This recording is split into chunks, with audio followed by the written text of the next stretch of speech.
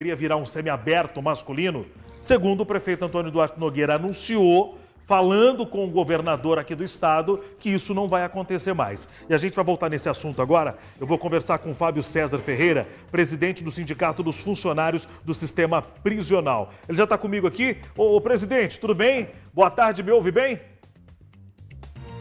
Boa tarde, te ouço bem. Obrigado aí mais uma vez para esse grupo Tati, que nos conversamos com o Cláudio Alba na segunda. Tivemos aí na segunda-feira em Ribeirão. E tá tudo dando certo pra gente. Me diga uma coisa, presidente. No começo da semana, nós informamos em primeira mão que a penitenciária feminina de Ribeirão Preto poderia mudar o regime da unidade, né? Alterando para semiaberto masculino. Voltaram atrás disso por quê? Primeiramente, houve né? Enquanto categoria, né? Enquanto sindicato, unir a categoria aí na penitenciária, uma vez que a SAP não se importou com os funcionários, não se importou com a cidade, então na categoria. Agradecer também ao vereador Zaparolo, que esteve lá na penitenciária, ao doutor João, da Secretaria de Justiça, e também o seu Francisco, assessor da Casa Civil, que nos recebeu na prefeitura, e aí sim comecei a ação. Danilo Badual, Tomé Abduchi. Então aqui nós, enquanto sindicato, nós também temos aí os caminhos que nós temos que percorrer para fazer uma mudança. Muitos não acreditavam, achavam que o governo iria fazer, mas ele tem que se demonstrar governador que está ouvindo, dialoga, quando tem que voltar atrás, ele volta atrás. Então está sendo muito bom para a categoria também esse respaldo.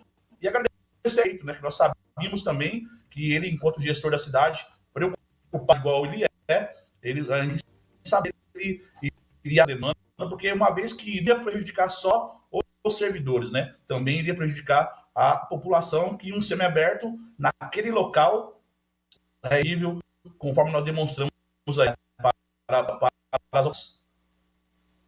Me diga uma coisa, se tivesse mudado esse regime, o que ia acontecer com as funcionárias da penitenciária e também as detentas? Iam ser mudadas para onde?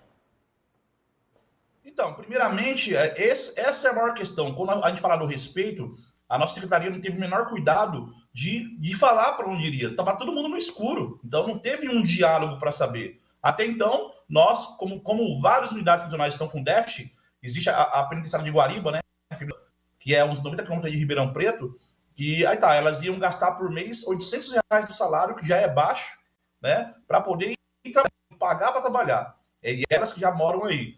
E aí sim, aí eu falo que isso, né, eu bato nessa tecla, o respeito, né, acho que quando você faz política séria, respeita todos os atores. Então, acho que é preciso ter, o nosso secretário tem uma habilidade política de ouvir mais o sindicato, de ouvir a categoria, para que essas coisas não aconteçam, né? O nosso secretário é um coronel, né? Então, a gente não entende a nossa função, então eu creio que como ele está ainda, então ele tem que ter mais essa lição para ele poder tomar uma medida, porque o sistema prisional ele não admite medidas bruscas, né? Tanto para os servidores, porque inclusive a sociedade aí em volta da penitenciária, que já foi uma cadeia masculina no passado, e todo mundo lembra, falando com o Cláudio Alba aí, vendo até o programa dele, ele falando sobre o que acontecia no passado aí, perigoso da cidade.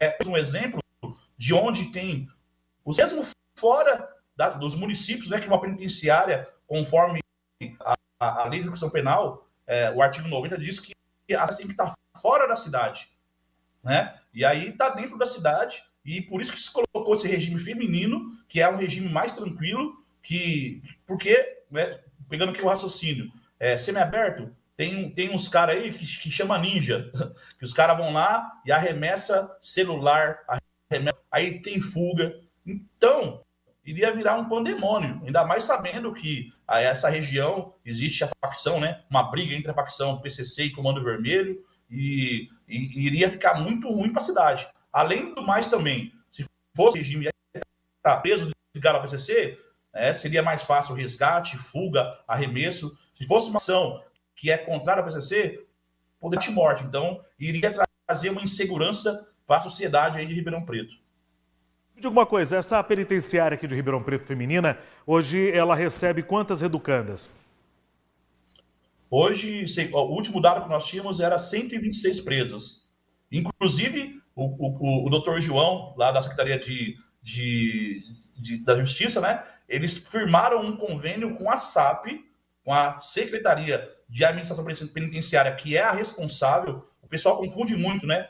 Que é o DRI, não, Secretaria de Segurança Pública, né? O Marcelo Streifinger é o secretário da SAP, que é o responsável aí pela unidade prisional. Então, as presas que estão, elas têm um regime mesclado, é semiaberto, é fechado. São presas que, muitas vezes, são presas que foram, cometeram algum crime levando drogas para os seus maridos na unidade prisional, tem baixa periculosidade. Então, estava tendo um convênio firmado para contratar a mão de obra das presas. Tanto que, né, o doutor João lá, ele ficou admirado como que não falaram para ele dessa intenção do Estado de mudar para um regime de semiaberto, né? Masculino ainda por cima. Presidente, eu quero agradecer a sua participação. A gente queria até estender um pouquinho mais esse assunto, mas devido ao sinal da internet está cortando muito, então as pessoas em casa estão entendendo aí muito pouco. Mas eu queria agradecer com todo carinho a sua presença e obrigado pela sua atenção sempre aqui com o Grupo Tati de Comunicação, viu? Eu que agradeço em nome da categoria. Nós somos 40 mil no estado de São Paulo, o pessoal está sintonizado aí. Agradecer ao Grupo Tati, que foi o primeiro veículo que deu em primeira mão e também nos ajudou nessa demanda, nessa vitória aí para todos. Muito obrigado também para vocês. E precisar de mais alguma coisa, vamos falar sobre a Polícia Penal logo aí, que vai ser regulamentada. E aí podemos voltar a dialogar presente aí no estúdio. Será um prazer, presidente. Muito obrigado pela sua participação, né? Por respeito ao nosso telespectador que está lá em casa acompanhando, muitas vezes está entendendo tudo pela metade, né? Está cortando, a gente depende do sinal da internet. Então a gente volta numa outra oportunidade para fazer mais perguntas para ele. Ribeirão Preto vai sediar, a partir de 1º de setembro, os Jogos da Juventude. Um velocista de 16 anos é o primeiro atleta da cidade a se classificar